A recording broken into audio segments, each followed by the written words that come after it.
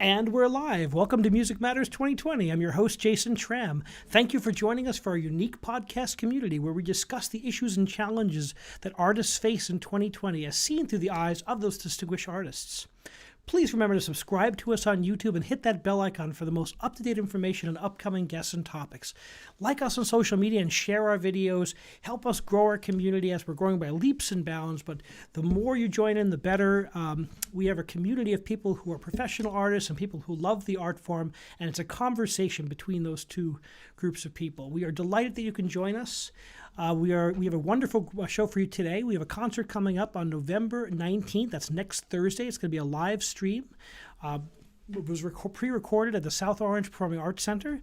And we have the soprano soloist Rochelle Bard, the tenor soloist Errin Brooks, and myself, and the pianist is Karen Levine. And we're delighted to have Dr. Dena Levine with us, who's the director of the Seton Hall Classical Concert Series. So welcome to all of you, and thank you so much for joining us on Music Matters 2020. Pleasure. Thanks for having us. Thank you. Why don't we start with Dena Levine? Dena Levine is a professor of music at Seton Hall University, and she's also the director of the Classical Concert Series. Dena, tell us how the Classical Concert Series started and how important it's been for Seton Hall and for the community that we serve. Well, we're almost in our 40th year now. It was started in 1982 by beloved historian Julius Jacco, who was a teacher, full professor at the school, actually studied with Bartók in Hungary. Amazing man. And there was an impetus to get some real live music into the music education part of the classroom experience. And so there, aside from the ancillary concerts that they had been able to produce with just the music program, they wanted to put on something more robust. And so they began this international classical concert series with the first concerts right around then, 4 concerts a year. Really famous artists, Bela Davidovich and George Bolet, Pyotr Andrzejewski, Midori has been there, the Los Angeles Guitar Quartet, a whole gamut of artists, and most recently coming into almost a decade now of these collaborations with you, Jason, and the wonderful operas that you bring us around this Italian interdisciplinary partnership with the Alberto Institute. Yeah, so that's it's always exciting for me to be involved in operatic productions and to bring singers, and what I've really loved about these operatic productions is bringing the students and involving them in the production through the university choir, the chamber choir, and then bringing in such wonderful artists like Errin Brooks and Rochelle Bard, leading American operatic artists who join in and sing, and it's just a wonderful way of sharing this art form with people who may not have really experienced it before. Absolutely. I said in my introductory remarks that collaboration is so much what things are about. And so we collaborate with our 2 programs, but that opera as an art form is the collaboration of the Italian language and the music language. And it speaks so directly to people. So we're so delighted to put on the show. Well, it's always been the collaborative art form, right? Since its founding in 1600, as those group of intellectuals started to say, how can we combine this new style of monody with drama, with lighting, with costumes, and it's this fantastic collaboration. And now we add this particular collaboration, we add the videographic and the audio recording, and then the streaming technology. So it's truly operatic in that regard. So Rochelle Bard, this is not your first time appearing with Seton Hall. We're delighted to welcome you back. You were here at 2016. You sang Tosca with us, and you've sung it many times since. So talk to us about what you've been up to in the last couple of years. Oh, goodness. My last gig was actually a Tosca in Hawaii. I wish I could transport myself back a year and do that again. So the last year has been, a little light. But, I'm so grateful for you to have put this concert together because we really needed a chance to dust off our vocal cords and share what we've got with people. So thanks for being creative with us. And you've been busy. I saw on social media that you did a concert with Maryland Opera, and that was a live performance, but outdoors. What was that like? Sure. We had a stage and a piano, and people brought their lawn chairs and a cup of coffee, and it was on a Sunday afternoon, and it was on this gorgeous sort of hilltop next to a church, and it was a beautiful experience. It was really joyful to sing for people live. My good friend Ernie Green, who's a director of the Annapolis Chorale, and he just recorded an outdoor performance, and it was beautiful, and I was really impressed by it. But it must be better to perform it down there than it would be where we live in the Northeast. A little bit cooler right now. Sure. I had a rehearsal outside today. It was the mid 40s, and after an hour, my fingers started getting cold, and I kept taking them up. Yeah, it's a unique experience these days. We make adaptations, and we have to roll with the punches, as it were. Right. So I'm up in Connecticut right now, and my hands are freezing. It's gonna get chilly pretty soon, and before you know it, we'll get some snow. Mm-hmm. So no more outdoor concerts. Our southern colleagues are lucky. I've got friends in both the choral and the opera world who are doing outdoor concerts, and they'll be doing them all year because it's not so bad down in Florida and Texas. Right. But we're certainly limited by geography in the Northeast. So take us on an artistic journey. Let's go back to so Rochelle, how did you first start singing? When did you first know you wanted to be a singer? It was a very slow start for me. I was a pianist all my life, and my sister is a musical theater singer and just had the personality for it. And I was pretty shy and very happy to hide behind the piano and accompany her. And all the way through college, I actually have a degree in bio pre-med from Holy Cross, and thought I was going to go the medical route, which a lot of my family did. Because I was told, by various sources that I could never support myself on music, right? So, long story short, I've supported myself on music ever since, which is such a miracle. But I actually was teaching after I graduated. I was teaching 8th grade biology, and I was miserable. It was just not where I belonged. 8th grade in North Carolina. So I started singing because I went back and got a second undergrad. I thought, if I'm going to be teaching something, I might as well do what I love.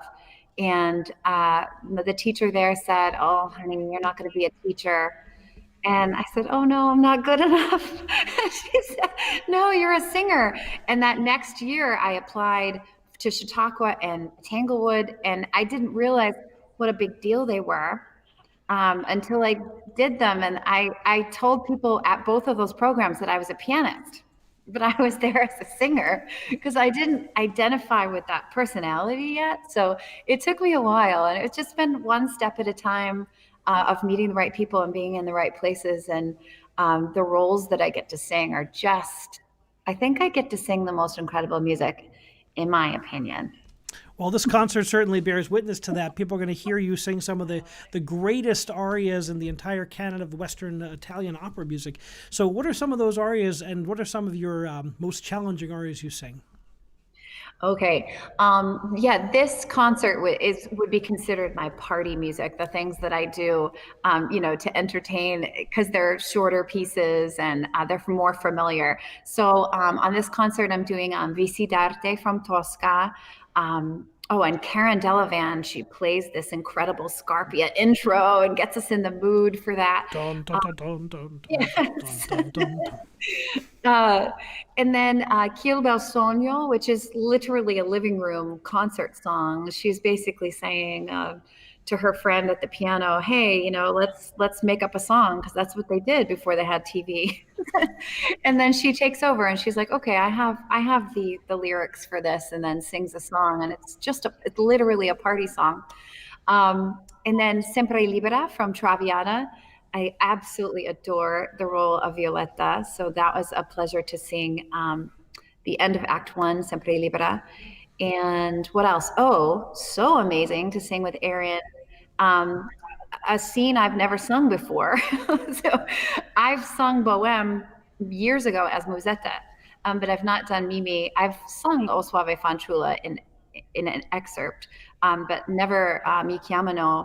And so it was nice to be able to do both of the arias into the duet with him and experiment with that. And boy, did that feel lovely to sing with you, Errin. Well, it was so exciting to sit there for the recording session and to listen to you two wonderful singers. Welcome, Errin, and thank you for joining us. Let's jump in with Errin. So, Errin, tell us about your development as an artist.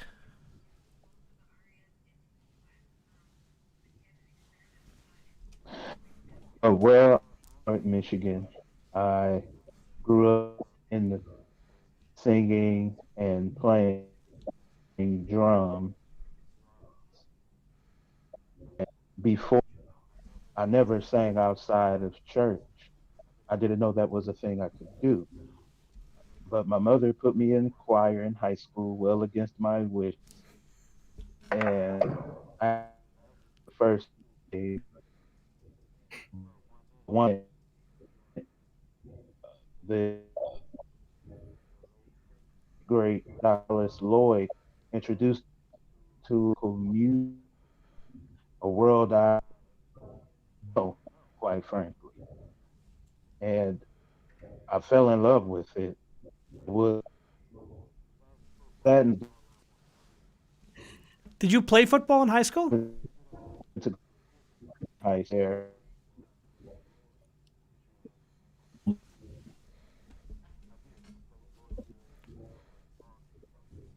I went to my high school years, then I went to Lance Crew my last 2 years. And I gonna go to the Marines, but then my friends were going to Madonna, so I decided to apply, even though it was at the 11 hour. But I was able to get in. I think the second semester I decided to take voice lessons. That was the first I had voice lessons. So I first week,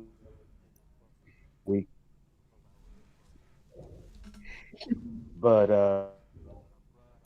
here really haven't looked back to go third year of undergrad. That was a thing I could do as a batch in vocal performance with a minor in business under Bowling Green State University.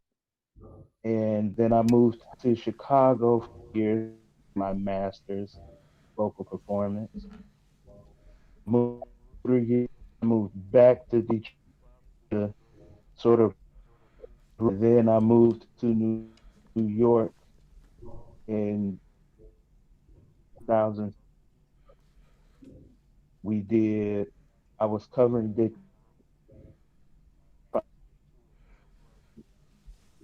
opera. Did Matter with You. These I think that was 2018, if I remember correctly.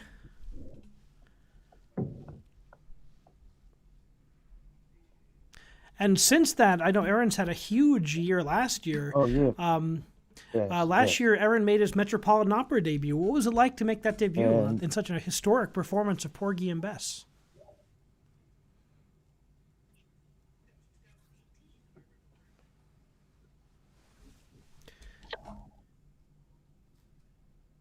Having some audio challenges here with delay.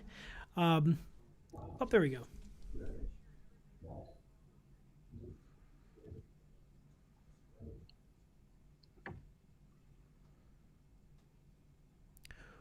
We'll come back to Errin in a second. I Oh, there we go.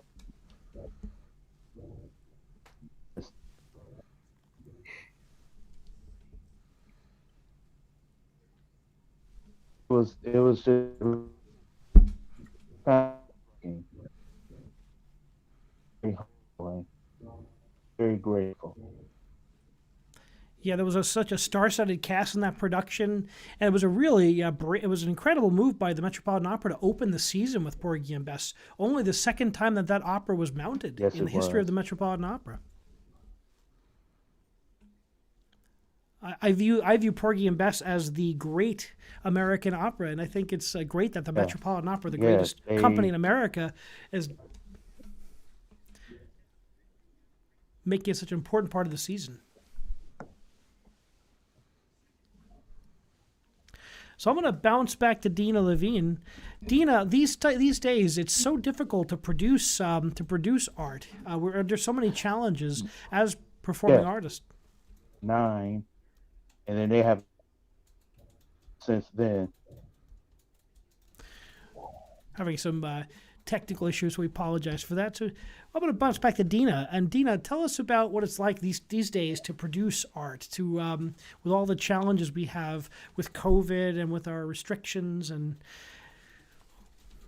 let you talk about that. Yeah, well, it's a real collaborative effort, and there are many people at the university that we have to be thankful for. So the Arts Council followed us to, we had a migration of a college. It used to be the College of Arts and Sciences that housed the Arts Council, and now we're in the College of Communication and the Arts. Our founding dean, Deirdre Yates, is very supportive of the Arts Council and has worked tirelessly with those programs under its umbrella, where it's not only the classical series, we have a jazz series, Jazz in the Hall. There's also the gallery, the Walsh Gallery on campus. The academic theater puts on 4 shows a year and has also Student Theater Council productions. There's a Poetry in the Round series, which is overseen by the English department, but it's a whole constellation of arts events. And of course, the choir also does a lot of work under the aegis of the Arts Council. So we did run most of our events on the Seton Hall campus until about 15 years ago, when the South Orange Performing Arts Center opened up. And so now we have a fully staffed Union House to go down to. I always joke that when we had our concert series on campus, we would have to make an arts center from soup to nuts for every artist that comes in. So I remember putting paper bags on the glass windows to make sure that Emmanuel Axe could get dressed before he went into our lecture hall to play. You know, we just tried to do our best, but we did not have a performing arts space. So now we do. We enjoy being at SOPAC. It's a collaboration between SOPAC, between our dean's office. Of course, the university sponsors us with the money. And then we're so lucky to be in a liberal arts environment. So I particularly enjoy the interdisciplinary concerts. So this one with the Alberto Italian Institute, and I thank my colleague Gabriella Romani for always collaborating with us. We had a donor, Angelo Rancati, who actually began this collaboration. And other interdisciplinary events. We've done stuff with the poetry series. We did Shostakovich quartets with poems about rebellion. We did the music of John Singer Sargent's time with the art department. So it's very enriching. It is always a question of dialogue for me about producing arts events and bringing that dialogue to the community. And how has COVID how has that affected how we were producing these concerts? Well, this one in particular, we didn't know what we were going to do. I mean, it's a judgment call on everyone's part. And I think that they probably would have allowed us to do a very limited audience, but our audience is also of that age that we weren't comfortable having people have the incentive to come to the hall because they want to hear the concert so badly. So I've been delighted to be able to give the link, which I know that Jason has on the chat, to a lot of our community, for instance, the senior homes in the area, people that would be really working hard to get to that concert. They can now hear it in the comfort of their home. So we're working within these restrictions, hoping very seriously that we won't be here forever. Yeah, it was the actual taping of the performance. It was we had to have our temperature taken before the rehearsals. We came in the stage door, and for the taping, we had to make sure we observed social distancing protocols. We had a pretty funny moment. I thought that with the end of the La Boheme aria, where normally they go off hand in hand if they just sang their love duet, and we had to just kind of like look at each other longingly instead of getting near each other. That was an interesting moment. Certainly, I thought that was an interesting way to do that. But it's, I think it's important that we find ways to make art stay alive and current in people's minds and imaginations. And I think that we probably need art more now than ever. What do you think, Rochelle? What's your thoughts on the impact of art on everyone's lives, and why is it important that we keep art going? I don't know how we can live without it. I don't know.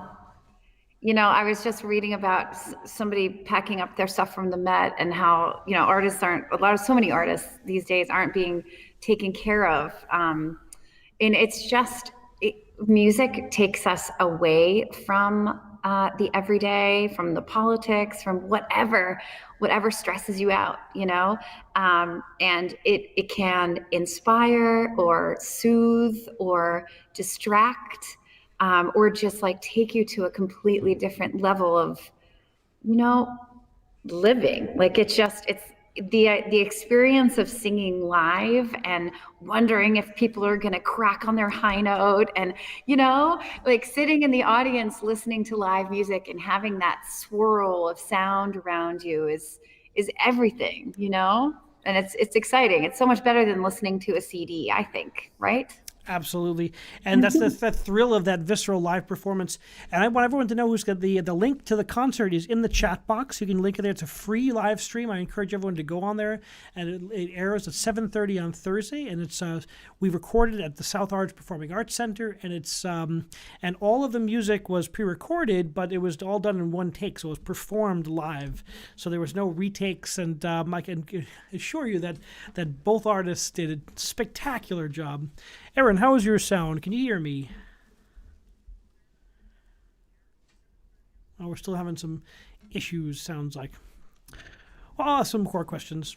Fine. Oh, good. Okay. Able to hear me as well. I hear you, yes. So let's dig in. So what was it like to you to sing? Have you been doing concerts during the COVID era?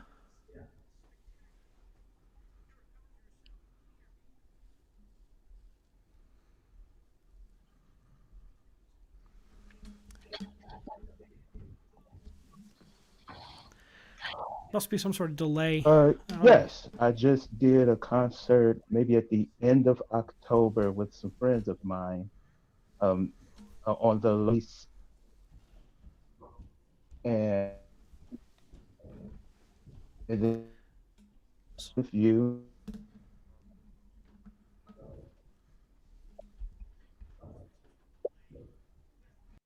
My church job,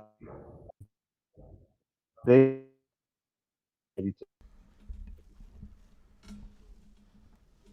going on right now. Right.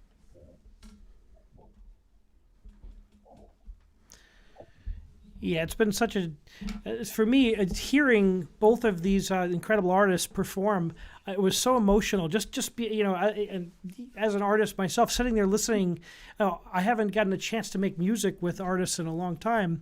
I've been doing a lot of virtual and Zoom recordings, but I'm not in the same room with the people I'm working with. It was so emotional to be here, to hear two incredible singers and Karen Delavan on the piano just combine to create these gorgeous works of art. Rochelle, what was it like to sing these pieces, to make the art, to do the rehearsal again? What does it feel like as a performer?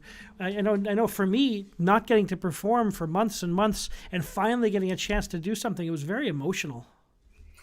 It was for me too. It filled me up. I just feel like maybe my tank was empty. And when I went and I drove home, I just felt like my joy tank was filled back up. And there was moments, for instance, when Errin and I were singing the La Boheme duet, where we were breathing together. We've never really rehearsed this together before, right? And he's watching me and we're breathing together. And after maybe one time through, we realize we're each other's little, we want to stretch or we don't. It was just, that is something you can't really do over Zoom. So that was really heartwarming. I missed that a lot.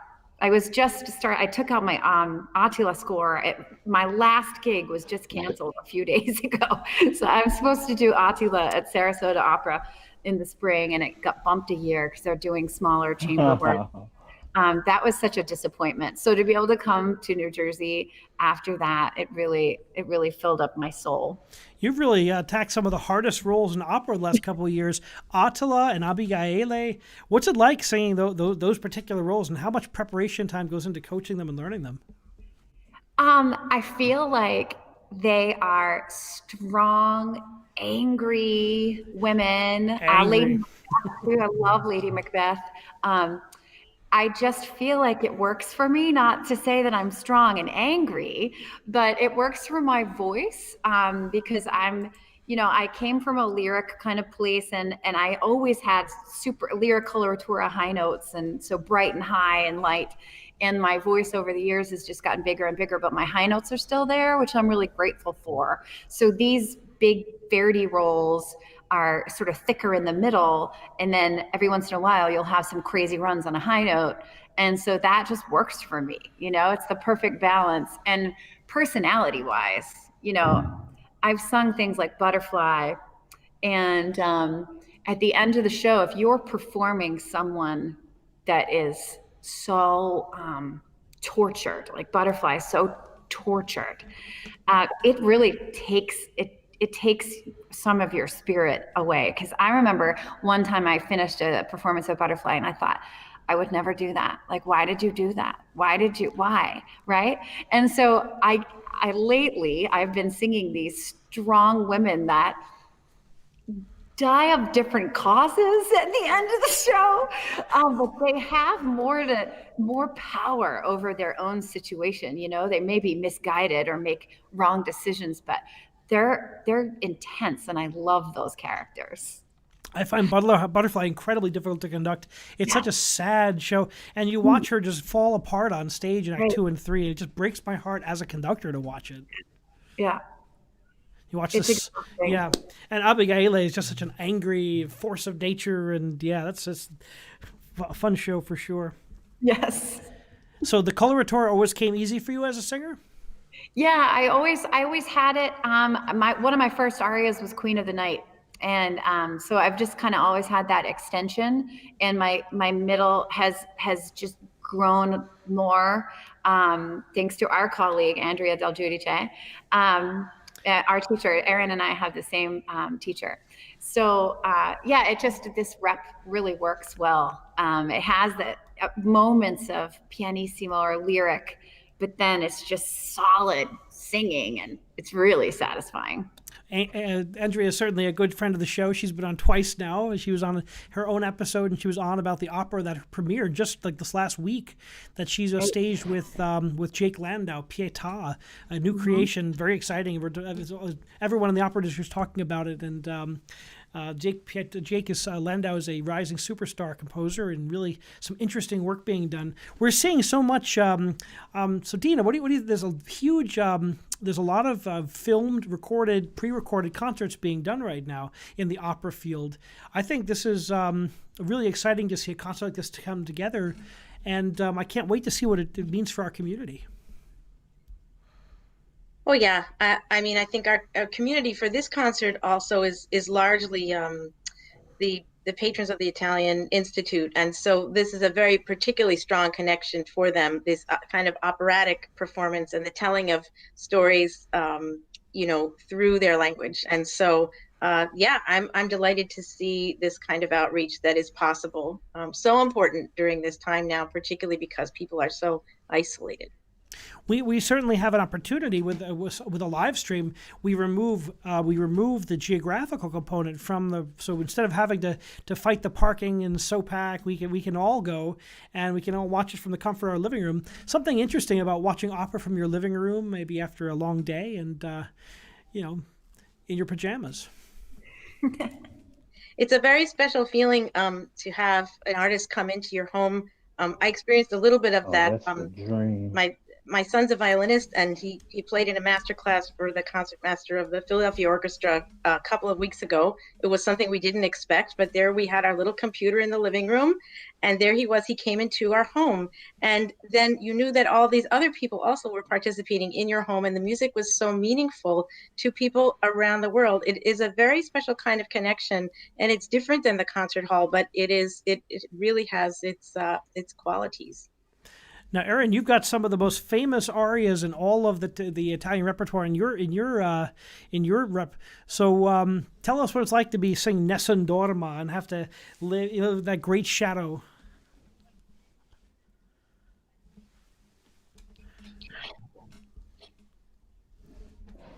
Yeah. So it's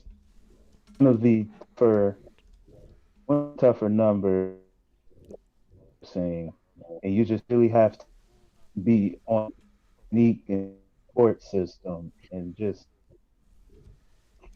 try your best to be in the moment. And because usually what I do, I just shut my mind off. I've studied, I've done all the things to get me ready for any performance, and I just go all in. I give it everything I have, and you know, music and football that you learn a lot of is discipline. And so it's really one of the wonderful arias. And, people used to say, oh man, so Dharma, everyone sings that. That's so overdone. But if you do it well, Nessun Dorma all of wasn't that originally on the goes out program the for this window. concert, People will enjoy it. and you added it after the fact, and I think everyone's going to be so happy that it's there because it's such it's such an exciting aria, and it's the perfect balance between technique and great melody that typifies Puccini's writing, but the high point of the art form. Errin, you were originally a baritone. You were telling me you were a baritone originally. Absolutely. How was it to become? How many years? How long did it take you to go into from baritone to tenor to make that shift?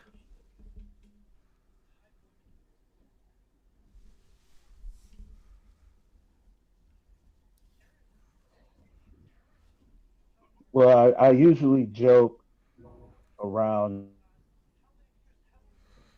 I was all, um, but what happened was I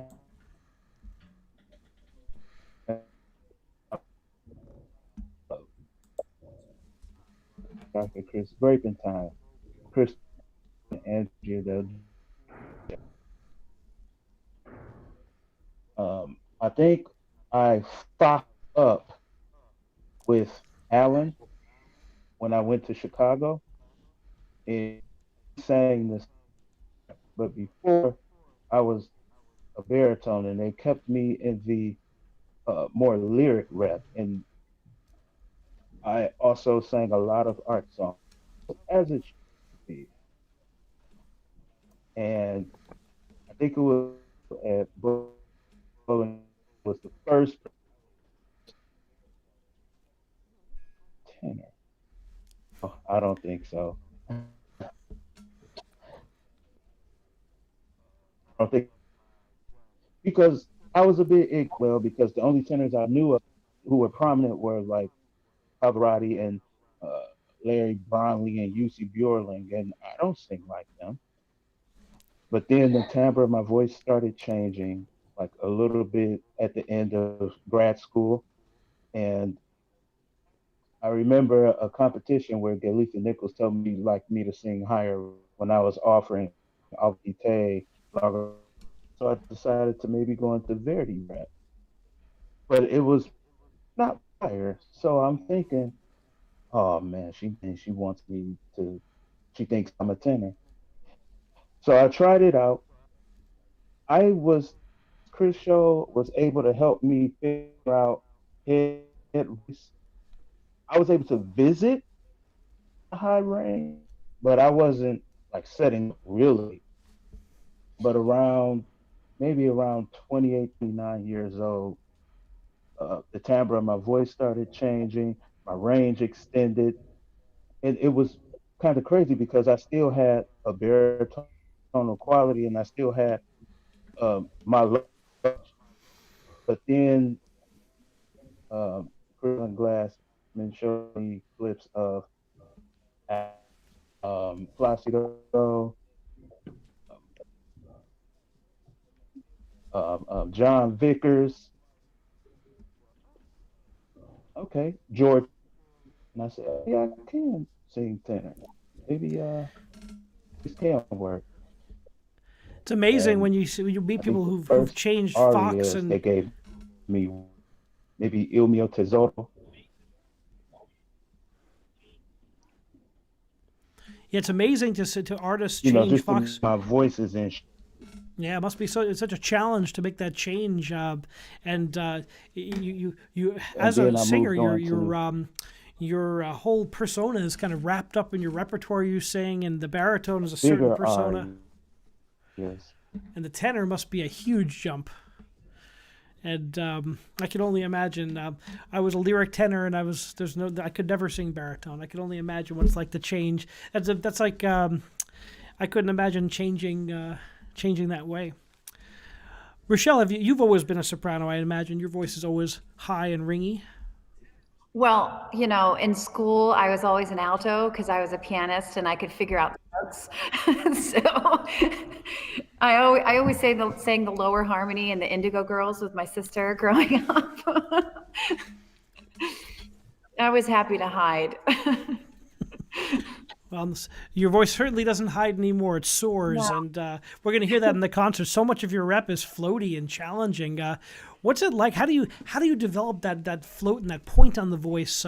So when you do roles like where you have to really open up, like the dramatic abigaile or those type of roles, as opposed to the ones where you really have to show the float side of the voice. Technically, to me, it's the same space. So you still open up like you're, a huge dinosaur and you're going to sing. And if you sing softly, you just sort of don't sing as much, but you still have that round sound. And so it just sort of spins lighter. And if you're singing bigger and angry, you have that big giant space still, and you just fill it up. And it almost like goes straight down my body when it's really loud. It's just, it's kind of amazing. I think some people don't get that opera singers don't sing with a mic and all that jazz, and that we're used to 2,000 seat houses, things like that. And when you use your whole body as your instrument, it's really powerful. But when I first started singing, I was in my 20s, and Renee Fleming was everything then, and I would just kind of blast one of her CDs, and I could hear. I have these sort of alien ears. I do this when I teach too. I could hear how she did her pianissimi, and I just figured it out. Like, I don't know how you teach that. I've tried to teach my students how to sing softly, and it's hard to explain. You just kind of have to feel it and try it. That's interesting. Now, Dena, now you're a pianist by training, and you're a professor in piano, but you've grown up around opera. Is that correct? Well, actually, my mother was the associate principal viola of the Met, but she only started doing that when I was, 17 or so. So, but I did grow up around musicians. I grew up around chamber music. Chamber music is my first love as a musician. If I've played with vocalists, it's been leader recitals, which is one of my favorite things to do. But yeah, so I grew up around string players. And the same thing that you say, Rochelle, about teaching something that you've always seen. All my string player friends at, when I've gone to music school have said, you have the most perfect bow arm and when you pick up a bow, because I've seen it all my life, but I couldn't tell you how to do it. And it's, of course, useless to me as a pianist because we have to play totally differently on a percussion instrument. But I did grow up around people who were very committed to the idea of the lyrical melody. So double bass player, my dad, and my mom a violist. Great. And do you have a favorite opera, Dr. Levine? Oh my goodness, I'm totally out of my league. I don't know. I don't think I can say that I have a favorite opera. The Mozart operas are always transcendent for me. So give me a Mozart opera any day. I had a friend of mine, we were talking about obscure history, and I said, well, do you know that Da Ponte's buried in Queens? He came to he left kind of a scoundrel. After he wrote the Mozart operas, they collaborated. He left Europe, and he was an Italian teacher at Columbia University. And then he left Columbia University, and he opened up a grocery store in Elizabeth, New Jersey. He tried to become an entrepreneur. And then he came back to Columbia University, and he's buried somewhere in Queens, but I think they've lost exactly where he was buried. I had no idea. That's unbelievable. Sometimes the truth is stranger than fiction, is what I tell my students. So we call this concert, this is going to be next Thursday at 7:30, live stream from SOPAC, that's the South Orange Performing Arts Center, a night of Italian opera arias for hope and resilience.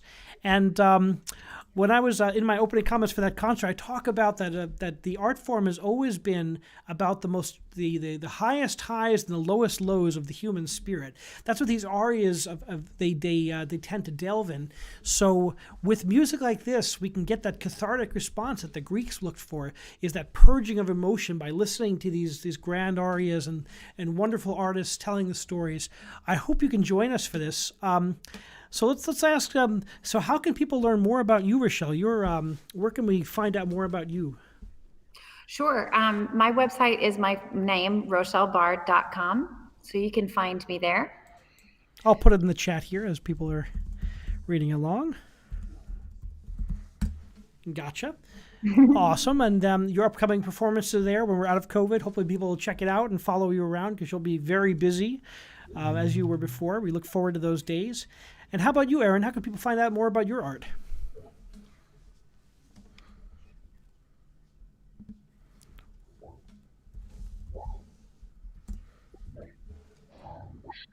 You can find me on Facebook. It's my name, Errin Brooks. You can find me on Instagram, blackly_85. You can find YouTube. You just type in my name, Errin Brooks. And yeah, I think those are the places where you can find me music. And I will keep everyone up on upcoming performances and keeping my fingers crossed that everything comes through. Well, as soon as we come out of this, I'm sure you're going to be a very busy man. I know you were at the Metropolitan Opera right before this all came down. You got to perform and make your debut, and I hope you things open up as you come out because it's truly two extraordinary voices. I encourage everyone to check this out. These are two wonderful singers. It's going to be a beautiful concert of great Italian arias.